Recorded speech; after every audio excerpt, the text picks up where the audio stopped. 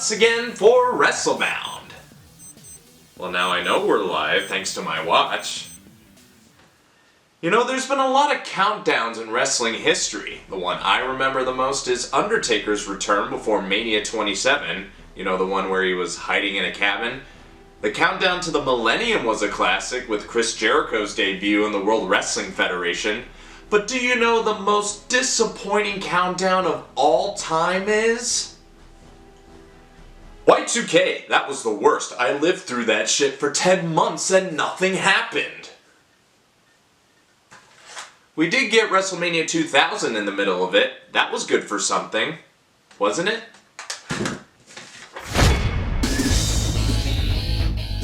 I've heard from many analysts and so-called experts that the year 2000 was probably the best year for the WWF, and it is hard to argue that. They were still riding high in the Attitude Era with the very best roster they would debatably ever have, and it helped that WCW was experiencing quite the opposite at the same time. But even with all the success that year, there were a few stinkers sprinkled in, and perhaps the biggest misfire happened at the grandest stage of them all. At least in real life, not so much the game.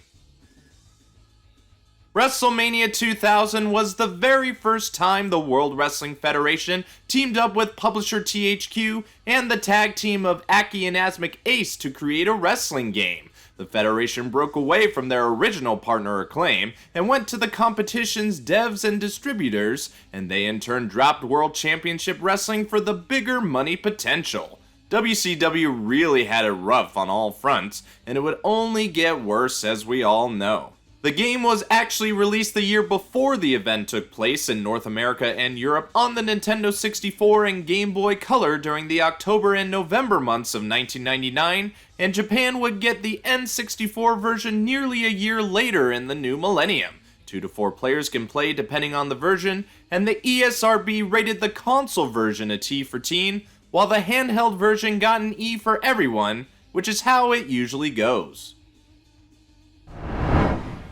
First time in a long time that I don't have the boxes for the games, but for older Nintendo games, I'm not going to shill out the funds for some of these wrestling games, which can be ridiculously overpriced complete in box. But we can have a look at the cartridges. The N64 one doesn't offer much besides logos for the event, console, publisher, rating, and the seal of quality.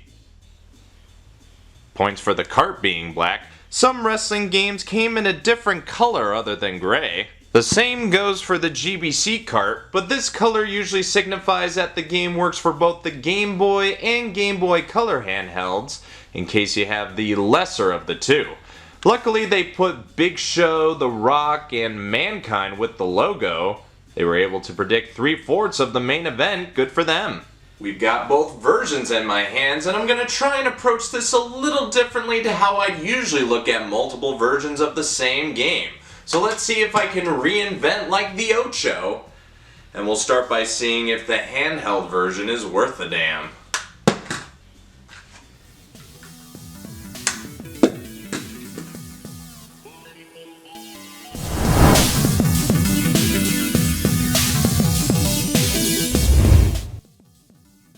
It could be when I see the logo of Natsume appear out of nowhere. The Harvest Moon Company? I mean, they were good once, so maybe.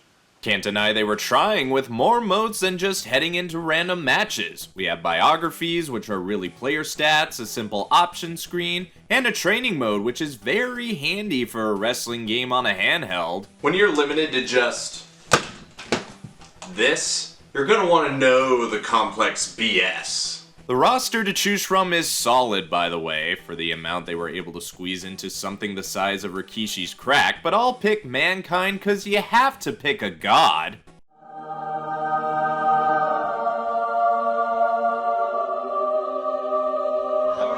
And I'll beat Ken Shamrock around, which is basically what you do in this mode. Beat up a defenseless CPU so you can get used to the controls, and with the amount of buttons you have, it basically took 2 minutes. A does striking, B does weak grappling, and both do other grapple moves with the D-pad. That's all you'll want or care to know. Don't ask how you pin because I don't even know how I did it myself. It's time to see what match types I can get myself into. Championship looks like the story mode going by the presentation, which is pretty cool, gotta admit, even if it is nonsensical, which was the Attitude Era for most of it. But that's about all the nice things I can say about it, as the same problems with most handheld wrestling games of this era found its way on here too.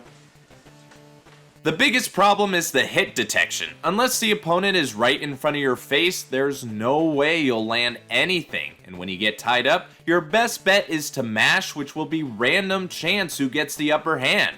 I wish there was a counter button, that'd probably make things better, and there's a spare button for it, but I understand how the devs couldn't have been forward thinking like me. I figured out how to consistently do some moves along the way, but that was to my detriment, as the more I did it, the less HBK's health went down. Yeah, I'm facing the commissioner for some reason. Might as well be for the position since he'd have it later in the year. And no rewards for guessing the end result of the match. Hell no, I'm not continuing that shit. But I gotta show off what's left. There's a few match types remaining, more than expected. The versus mode has a steel cage option, but it isn't any good if you can't use it. And the tag team match was an absolute slug, and the exact point where I lost all hope in the handheld version of the game. I'm not gonna try the Survivor Series or Gauntlet match, as they're just gonna be multi-man match types made to just piss me off. But one good thing I took away from this is that Undertaker just keeps rolling, rolling, rolling, rolling, keep rolling, rolling, rolling.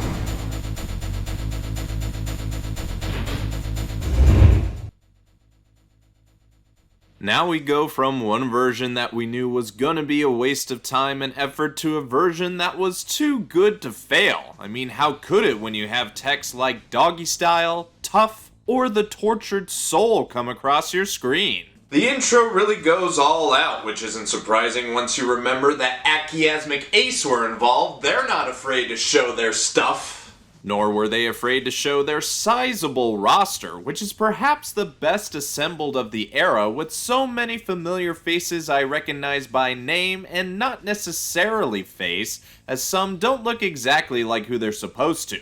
I mean, Billy Gunn is looking more like Lex Luger, and Terry has Miss Elizabeth's face. I wouldn't put it past them if they reused WCW assets just to save time, but I was still able to recognize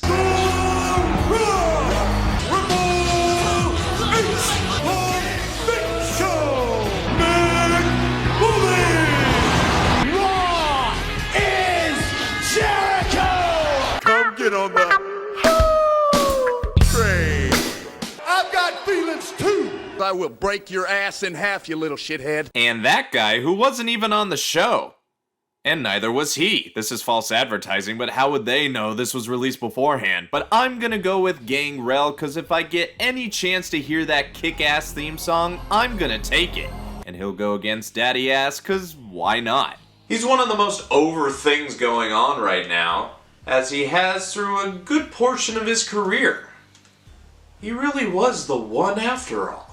Entrances were of their time. Animations were a little clunky, spliced over others, but when they're fluid, they do look nice. You do have to commend their getting around using videos on a cart by disguising it with pictures and two-frame GIFs. Workarounds, workarounds, workarounds, with scissors. Want to see something you weren't expecting? Bam! A reversal right off the bat, executed flawlessly by yours truly, and I did it out of panic. Wasn't expecting an ass to charge at me, but I was able to recover from that and figure out the controls. L is what did that unexpected reversal. R does the blocking. The D-pad is how you move so you can actually hold the controller like a normal person. A does the grappling, B does the striking, and the C buttons take care of focus, running, flipping or dragging the opponent, or climbing in and out of the ring respectively. Almost all the buttons are used and put to good effect, and while it took a bit for me to refamiliarize myself with it, I still remembered how good it felt. Even when I was getting my ass beat up by Mr. Ass, it never felt unfair cause even if either opponent reaches danger or special, it isn't temporary and the momentum can go back to being even. But the goal is to beat your opponent up with a variety of different moves that can be found when combining the A or B with the D-pad or C buttons to build up your attitude meter while weakening your opponent. When your meter blinks special, you gotta get into a grapple to hit your finisher. Pop quiz, beta males. What is Gangrel's finisher? I'm genuinely asking because I don't know. It didn't hurt me any, cause I just countered one of the one's moves into a backslide for an unexpected win. With some replays to make it hurt even more. If you hit some big moves during the match, you're gonna see it in 3 angles. And I was usually on the receiving end of them.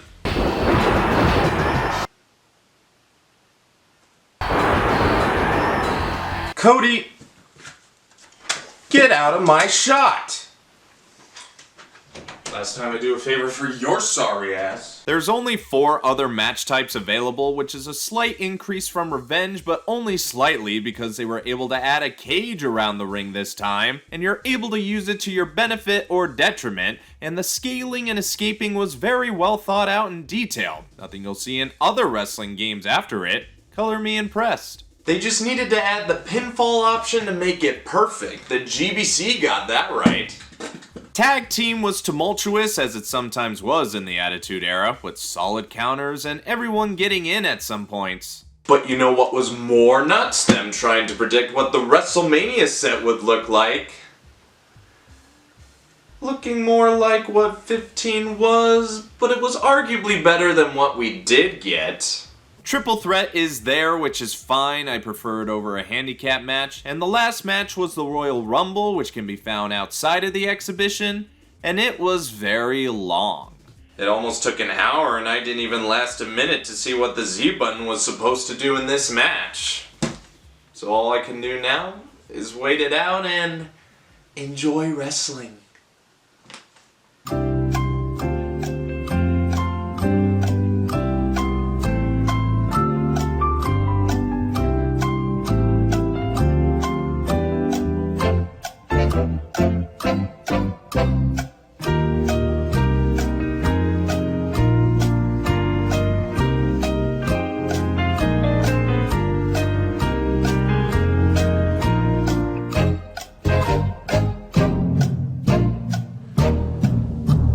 Once again, wrestling games pulling the least likely scenario out of their ass, with Elroy Jetson getting the win. What else do we have here? Options are your typical and minimal affair, with control configuration a part of it, which is great. Data management is kept separate from the options, which is a little weird but not uncommon. They could have had a spare menu to do something else, like imagine if cheats were a thing and you could have big heads.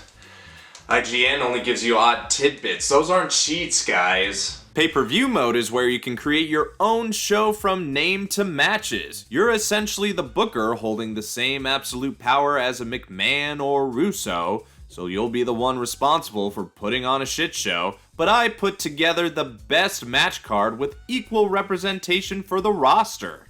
Let's see how this goes. Welcome everybody to the one-of-a-kind extravaganza.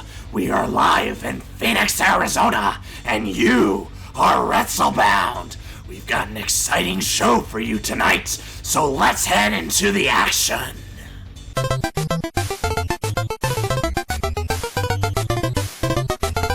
We hope to see you again if we ever get picked up. Edit is where you can alter the appearances of all the roster members as well as the original slots, so this is where you can create your own character. Of course, with games from this time, you're gonna have limitations, so you're gonna have to improvise in some areas, but I got a decent looking version of myself, showing off my pythons while neglecting my hat. Hat? Or no hat? I lose some identity with it off, so that's why I wear it. So I take my guy into the King of the Ring, which you can customize its amount of participants, which isn't too common, so we're gonna skip ahead to the semifinal matches. I'm facing off against the other original creation left by the previous owner. It should be an interesting encounter. Wish me luck, ya Smark's gonna see if I can recreate the success I would see 3 years later. It's a draw? Well, that was a waste of time, and I'm not going to go through it again. So let's skip it.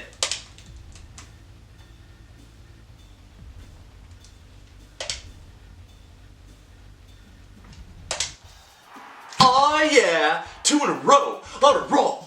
Final thing here is the road to WrestleMania, which has you going week to week, winning matches and eventually titles and other accolades along the way. But it's a bit bland in presentation, not exactly having what the first SmackDown had as far as I could tell.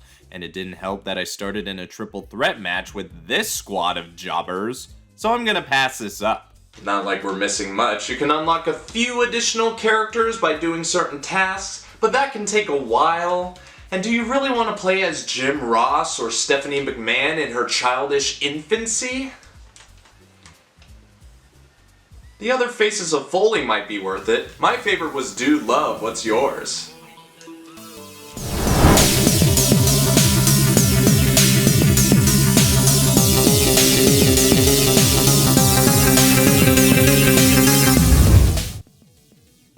WrestleMania 2000 on the N64 got a much better reception than its Game Boy Color counterpart, but even so, it's more or less forgotten about, which could be due to it being bested by the sequel, which you'll have to wait till the season finale to hear what I think about it. But I'm warning you, I will show no mercy. Well, that kind of came and went, didn't it? Which was what 2000 was like for most, especially me, as I was only 1 at the time and only had half the brain of all of you. But the year was a big turning point in the wrestling world where the tides truly turned on all fronts. This was the example on the gaming front, but it probably wasn't the best overall representation. Wrestling may have been on the up and up in that year, at least in the World Wrestling Federation, and the gaming scene was the hottest it could be for wrestling games, so I'd say this was made just at the right time to capitalize on both. On the Nintendo 64, it's yet another great effort from Jacobians Ace, though if we're comparing it directly to WCW NWO Revenge, it's pretty much the same game with a WWF coat of paint. It may have a little more in terms of match types and modes, but they could have put more time into the little things to make it really stand out. That doesn't detract from what it does great. The controls are still solid, and the match types, though small, have plenty of depth and customization, which I like. The modes have their varying levels of fun, but I still enjoyed it. On the Game Boy Color, it showed promise, but it still can't shake the fact it's on a handheld with less buttons and less opportunities than a console could offer. Shoddy hit detection, which will be reduced to button mashing after a while. They get credit for presentation, but that's about it. 2 different stories for 2 different versions of a game that has mainly been forgotten in time. Much like the event itself once it finally came around, and it was obviously far from whatever this game was predicting, and much like the game, it was succeeded by a much better and more successful sequel. You only have to wait 4 more episodes. Can you wait that long before your dicks fall off? GBC is getting 2 stars for the effort, while the N64, we're sticking with 4 stars because no matter what you say, it's pretty much the same. Still good though. Well, we got around having no WrestleMania 20 for the 20th episode of this show, so we're going to get right back on track with the 21st edition of the Show of Shows, where we'll find ourselves in the same places where the biggest superstars of the industry reside now. In Hollywood.